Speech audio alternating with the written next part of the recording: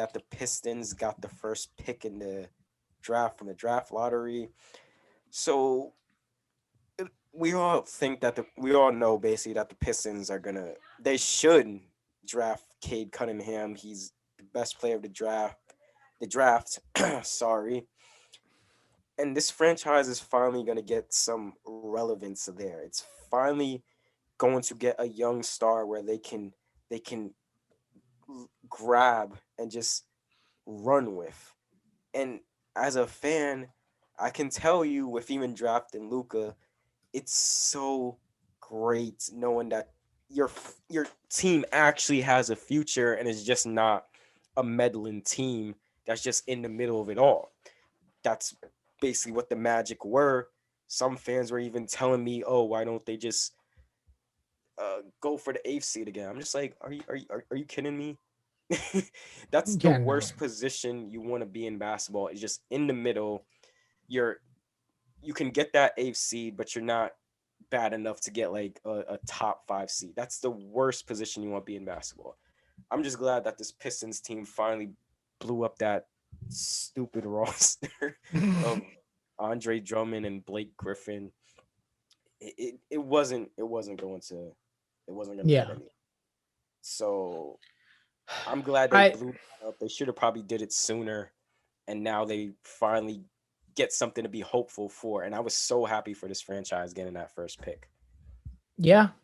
I I'm excited for them. They got Hayes last year who got a whole bunch of hate but is still a really good player and has the touch from the free throw line to become a better shooter unlike other players.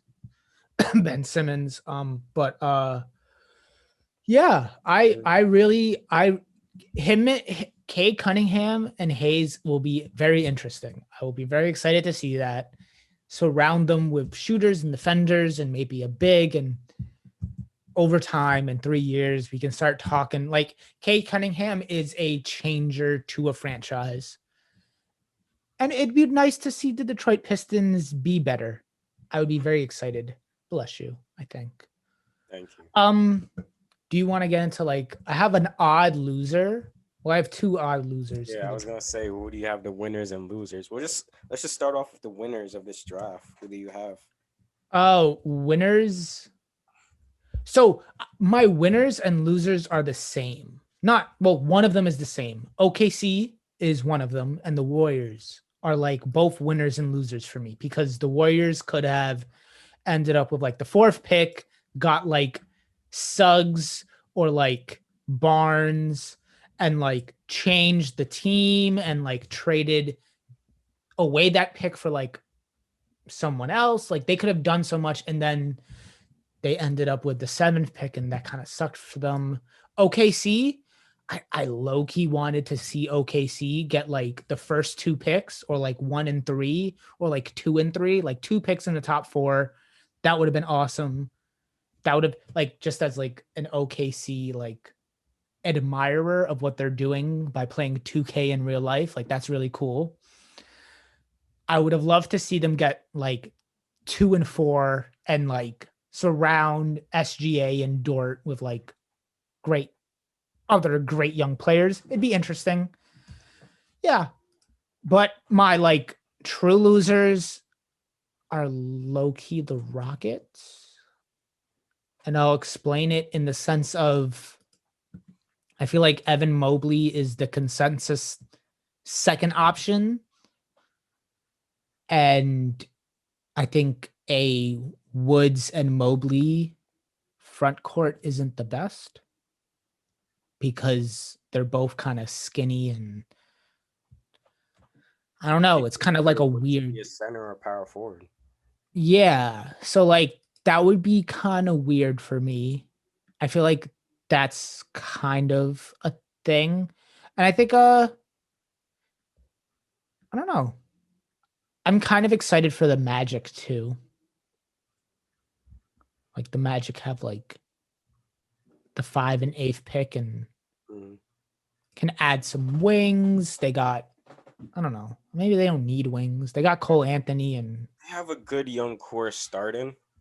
yeah, Um, I like their young roster. They should get Jonathan Isaac back, Yeah. and now have two lottery picks here. So, like what the Magic are getting here. Obviously, the Chicago Bulls, they lost that pick from the Vucevic trade, so they don't have a pick. And Which this is where, sucks. huh? Which sucks Yeah, for the Bulls. and I think we need to talk about another time of the Chicago Bulls and if that Vucevic trade really makes them an actual threat. Because I like Vucevic, but it's just like I don't know if that's championship contending, but it's more like playoff contending at least. They didn't make the playoffs this year. They I didn't know, even but make it it to the was play-in.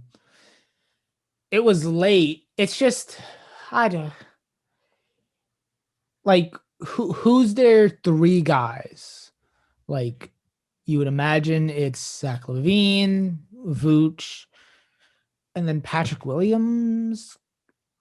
Like yeah, Laurie Markkinen is a restricted free agent. he's probably gonna be going, and then they got Kobe Kobe Kobe White is not the point guard you want to match up with Zach LaVine. Really, it's both shoot first guys. I would like to see what they do in the offseason. I feel like they're like I'm a wait to even say if they're playoff contenders because I personally think the Pacers are going to get a lot better. Hornets are going to get a lot better. Well, the Hornets are going to be better or at least stay the same, which means they're like an eighth, seventh seed. The Bulls are going to need to fight. Like Knicks are still going to be around. Hawks are still going to be around. Pacers are going to get better. Hornets are going to get better. Toronto might get better because they also got the fourth pick, which like imagine letting or trading away Kyle Lowry and then replacing him with Jalen Suggs. Like I'd be really excited. Like that's a pretty good exchange there. Jalen Suggs is a really good player. I just think like maybe I don't love Pascal Siakam, but he's good.